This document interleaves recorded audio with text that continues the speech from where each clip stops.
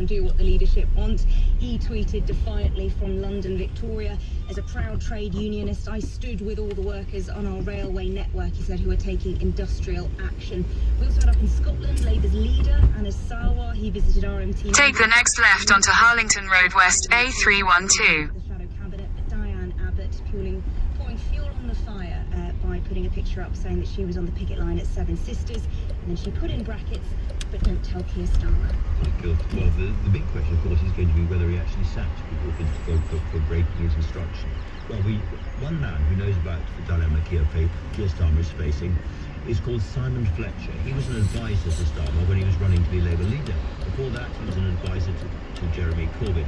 I spoke to him just before the show, and I started by asking him just how badly wrong has Keir Starmer got it over those strikes. I think it's quite badly wrong, actually. I think it's veered from. I think the sort of central argument saying that the government should speak to the RMT has been right.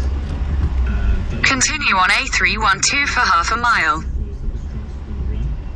And then that's been followed up by an edict to the front bench to say that they shouldn't attend picket lines. And I think that is creating a very bad feeling around it and has confused people in terms of where the party position now stands.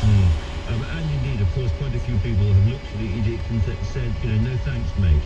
Anna Sarwar, the Scottish Labour leader, has been, I've seen him on picket lines. I've seen quite a few, albeit more junior Labour front benchers on picket lines, junior whip and so forth.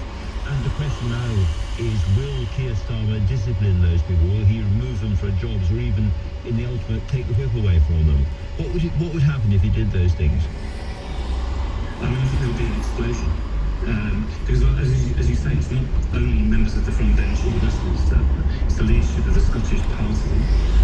You've had prominent elected officials such as I live in the North East of England, the Mayor of the North Tyne, Jamie Driscoll, was down at the Newcastle RMT picket this morning. So essentially there was very widespread support for the trade union in this particular dispute, and there would be a huge explosion if there was disciplinary action threatened against people. Keir Starmer has made a lot of his policy of, as it were, In a quarter of a mile, slide right onto Causeway A312. He might see this as a good opportunity to do more of that, and I feel that however much unhappiness there was inside parts of the Labour Party, would do well with the electorate. Yes, but I think the problem is this isn't just the left. I mean, Anna Sarwar was not the left candidate for the Scottish leadership. One of the junior... Take the next right onto Causeway A312. Going down to the pickets today, Alex Sobel is what people were generally called the soft left, which, if anything, is the sort of base of Keir Starmer in the Labour Party. So the point is that the trade unions are very centrally involved in an argument about living standards and wages and pay and so on, which is faced by millions of people, not just those in this particular dispute. And therefore, Continue on A312 for 1 mile. I believe it fired people from going on picket lines, there would be an explosion. What do you mean by that?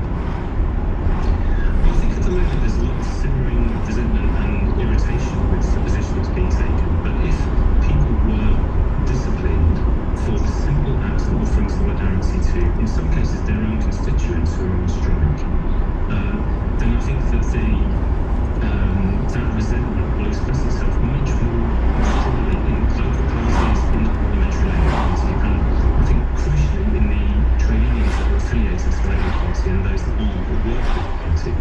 So he might be threatened with unions pulling the money out and so on. Let me ask you, go back a little bit in time, because you were there when Keir Starmer made his famous 10 pledges during his campaign to be elected leader of the Labour Party. Do you think he made those in good faith and has then changed his mind, or do you think they were always not made in good faith? I don't subscribe to the theory that there was a kind of plot that, a leadership candidate consciously duped people. I personally don't subscribe to that, but I do think the outcome of it is a kind of bad faith, in the sense that positions were put to people who had opportunity to choose their leader. It's not simply about the 10 pledges. The truth is that the whole pitch right from the start, even prior to the 10 pledges, was about not oversteering away from the party's past and to find a way to bring as many people as possible through a very difficult time. And instead, the exact opposite has been done. And I think that that is tremendously bad and demoralising for a very lot of people in politics, way beyond even those who voted for Keir Starmer. Does that in some way undermine his legitimacy as Labour leader? Well, I mean, look, Keir won the leadership election. He won it absolutely emphatically. In my opinion, by the way, the prospectus that was put to the membership was a very good one to take us through the present crisis. The need for a strong intervention in the economy to deal with the pandemic, climate change, the collapse in living standards. All of that stuff is actually extremely pertinent to the situation we find ourselves in. So, I mean, what I would say is that is what should be being done. And then we should focus on that. So, I mean, I know, of course, he's an entirely free agent. He's his own man in many respects. But what's gone on? Do you think the right of the body have, in some senses, got their hands on him? I think there's a combination of excessive caution, and then I think that In a quarter of a mile at Wagoners Roundabout, take the second exit onto the Parkway A312. forces in the party have been very effective at lobbying for their preferred course. And I honestly think that is we may win by default, but that's not the best way to win. Well, going forward, do you think that he is now going to try to unite the party ahead of the election? Well, we've got conference coming up in the autumn. I think that the present situation in the economy, where thousands of people are going to face the similar situation that they are here in, millions of people are being squeezed through their living standards. There is an opportunity to unite the party around a kind of programme that addresses that. All of the indications are, however, that the briefings into the media around tuition fees and the economy and other things suggest that's not going to happen. So we'll have to see, but I suspect that the people doing the briefing don't want that kind of unity, and we're in for a bit of another round of argument. Simon, I began with a blunt question. Let me finish with another. Do you personally get a sense of betrayal by the way Keir Starmer has behaved? I don't think it's really about me. I think it's more about the thousands of people who are members of the Labour Party and the millions of people who would stand to benefit from the politics that were discussed in the leadership election. I certainly think it was a sort of political dig then for me personally, but it's not about my personal feelings. It's okay, much more about Put the personal to one side. Do you think the left has been betrayed by the current leader? Exit the roundabout onto the Parkway. Continue on the Parkway for 1 mile. I think that the course that the party is on is it doesn't just change. But I don't think the left has been betrayed since most of the left didn't support you in the first place. But certainly people feel very, very angry about it. Simon Fletcher, a good crisp answer. Thank you very much indeed for joining me. It's 6:29. Coming up, a rare and exclusive interview with the former Chancellor of the Exchequer, Alistair Darling. I'm going to be asking him what he'd do about inflation and the cost of living crisis, and also the future of the union between England and Scotland. But first, Amelia Cox has your news headlines. A cabinet minister has told Tonight with Andrew Marr the government takes no responsibility for rail strikes, but the opposition should. Universities Minister Michelle Donnellan has criticised some Labour MPs for joining picket lines today. A former soldier has been jailed after murdering his neighbours in a row over parking. Colin Reeves will spend at least 38 years in prison for stabbing Jennifer and Stephen Chappell to death in their homes in Somerset. And it's emerged a 16-year-old German exchange student was one of those killed when a plane crashed into a field in North Yorkshire. The 66-year-old pilot also died when it came down in the village of Burton in Lonsdale yesterday. LBC weather, mostly dry across the UK tonight, largely clear in England and Wales, with some cloud for eastern and southern Scotland, a low of 8 degrees. This is LBC. Social media is broken. It's time for change. We've created a platform where we hope people feel loved and empowered, and where you're paid every time you watch an ad. We are reclaim your power. T's and C's apply. Redeem through PayPal. Fees charged. We are get money in your pocket. Download the app today. Got a parcel to send? Do it the easy way with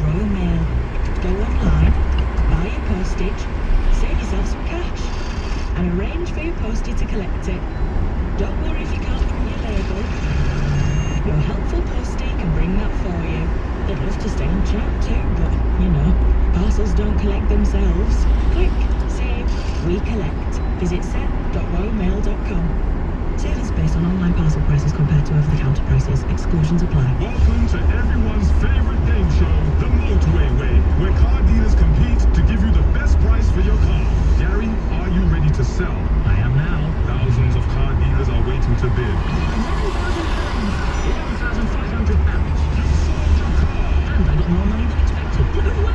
Yes, In a quarter of a mile, at Cranford Parkway interchange, take the second exit onto the M4 slip road to Heathrow Airport, M25. 60% of customers received a higher sale price than the agreed reserve price. The Sky Connect summer sale is now on. Get Advantage Pro at our lowest monthly price this year, just $24.95. That's super fast business broadband with 4G internet backup for an ultra reliable connection that won't let you down at a price that won't go up. Thanks to no in-contract price rises, guaranteed. Switch to the summer sale. Visit skyconnect.uk.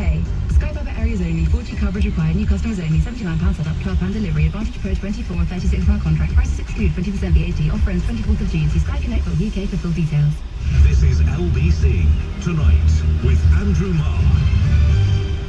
Welcome back. It's 6:32. Now, we all know what a difficult time it is to be Chancellor of the Exchequer. Inflation, the cost of living crisis, a potential summer of strikes. Who'd want to be Rishi Sunak?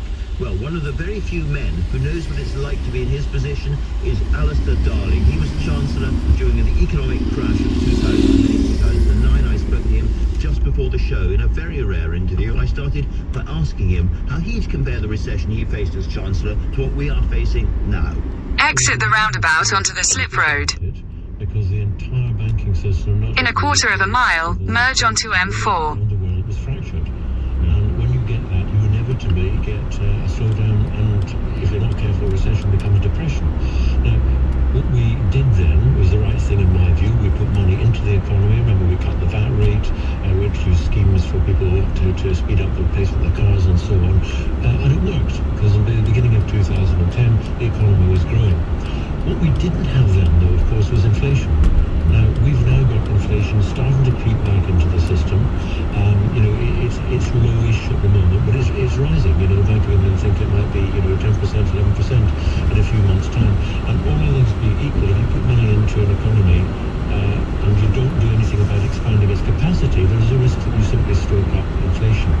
So what we did 12 years ago was absolutely essential, and the one thing that, make a political point, if you like, it was totally derailed when the coalition government got in because they imposed austerity, which slowed the economy down. But classically, if your economy goes into decline, the government's correct response, as the great economist John Maynard Keynes said, is you put money into the economy. That's what we did, and it worked. But as I say, the circumstances today are slightly different.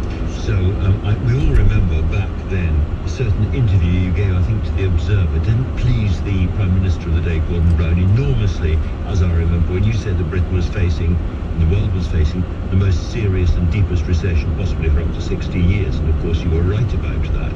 So can I ask you to put those spectacles back on again and look ahead now?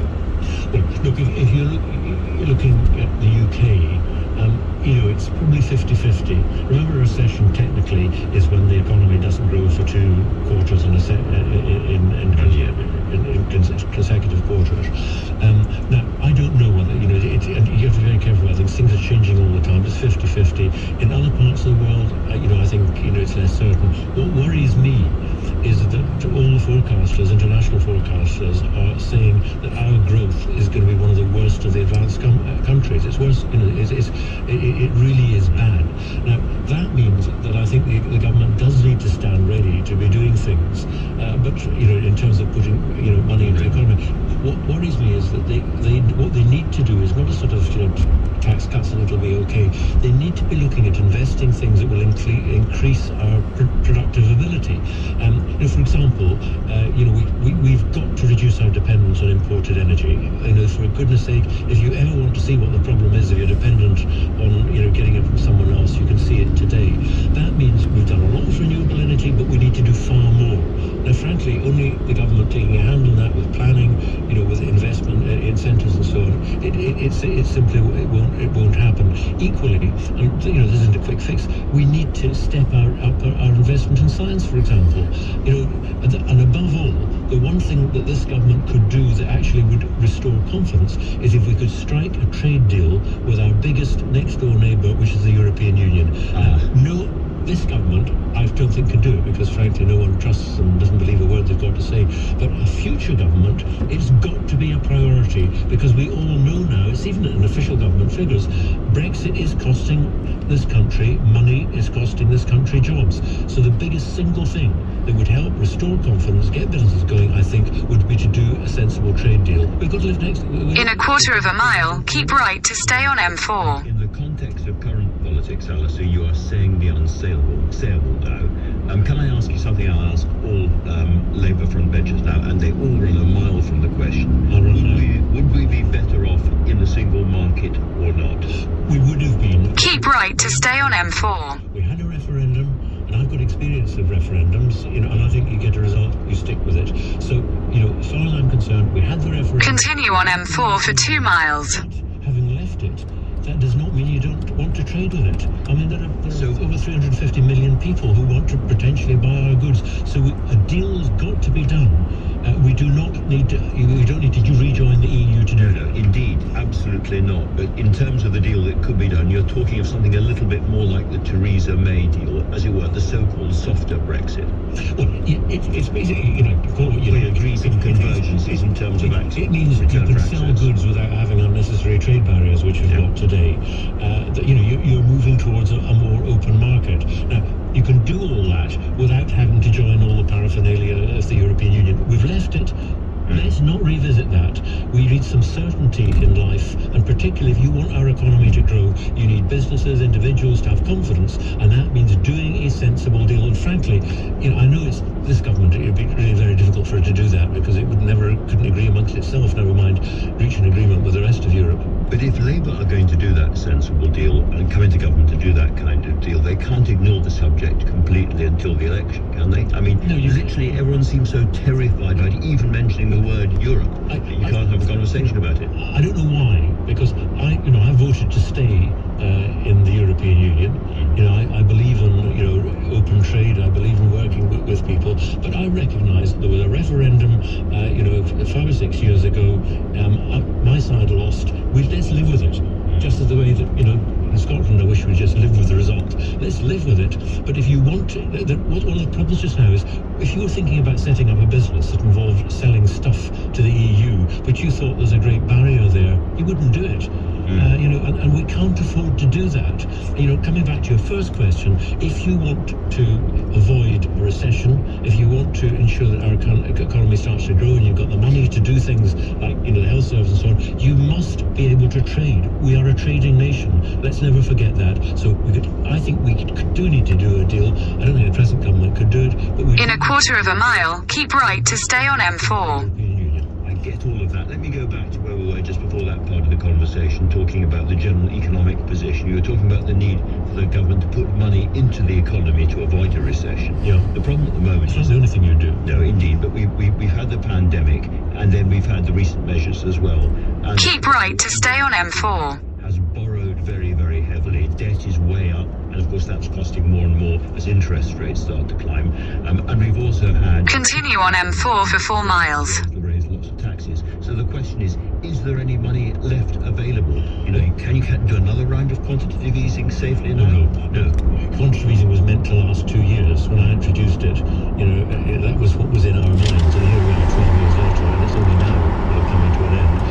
And also, you don't really want the bank buying the government's debt, indefinitely. So that's got to stop.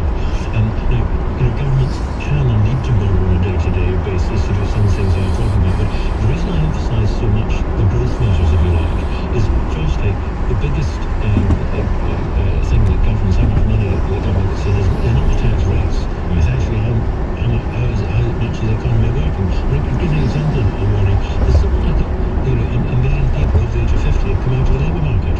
Sitting on their backsides at home. And I do worry about that because most people at 50 don't have a pension pot that's going to see them through to 80. So some kind of measure to encourage people who've left the labour market to go back to jobs. You need people to go back into work. You need measures, I mentioned the big trade question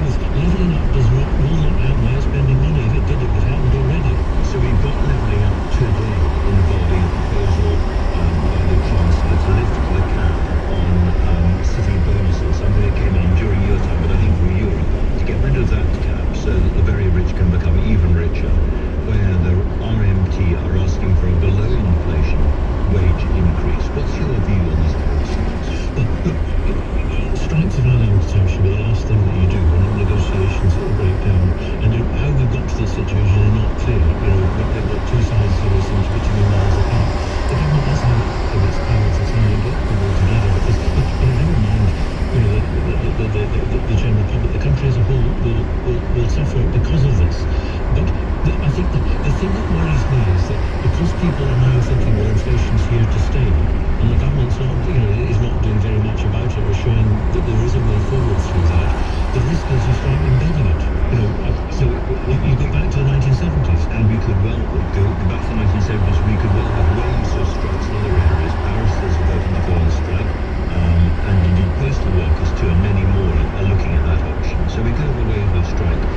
In 2 miles, at junction 6, take the A355 exit to Slough Central. As it were, weaponising this strike. It's a Labour strike, and Keir Starmer's some terrible trial about whether or not Labour people should be on picket lines and all the rest of it. What's your advice, Mike? I've handled this.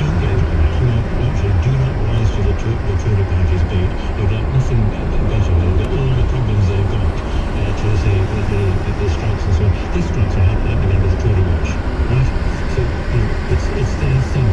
They're the government. They're the government supposed to bring an end to that. What the Labour Party needs to concentrate on is, at the moment people are fairly fed up with the Tory party for obvious reasons. They've got to set out their story about what the country would look like with a Labour government, which is why I think we need to start looking at some of the bigger picture stuff about what government needs to do, at this stage in our economic and our political development. And in a sense, the trap that Labour is in danger of falling into is there are lots and lots of things which call on money spent. For instance, NHS dentistry, the problems in the courts at the moment, particularly the English courts, The Scottish ones. And the state of rivers, the difficulty of getting a passport or getting a driving test, all those things, but they all cost money. And every single time a Labour frontbencher wants to engage in these day-to-day problems, they're told they can't because the Labour Party mustn't increase spending. So how do you square that? I think there is a big debate, for a lot of my political life, which was really dominated from the Margaret Thatcher's time onwards. The general argument they put is government is bad, the government is no bad, and only even give people's taxes and good flag and so on. But I think people now realise, if we take the NHS for example, which had done sterling work over the COVID crisis and everything else, these things actually... In a quarter of a mile, at junction 6, take the A355 exit to Slough Central. Equally, there are things like transport, for example.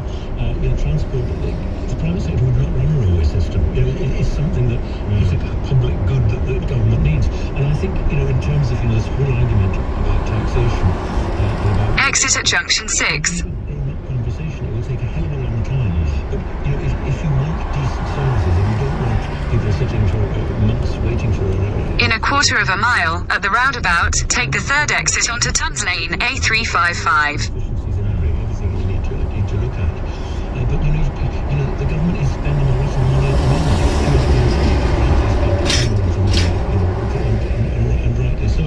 But I am not sitting here to just say spend or anything like that. The government has got to do things to make sure that our public services work, but critically it's got to do things to make our economy grow, because if our economy grows, you are really chasing your tail, because you're not getting the churn, if you like, that produces the tax receipts that we need. And certainly, the debate, the Tories are at it now. I think if you had Rishi Sunak here who say the answer is to have tax cuts.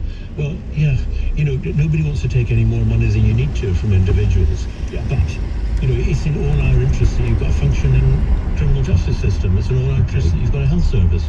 Because it was something that very much happened during your time, do you think it's right to lift the bankers' bonuses now? But you remember I introduced bonus. You taxed them, and they just said... I said it was a one-off.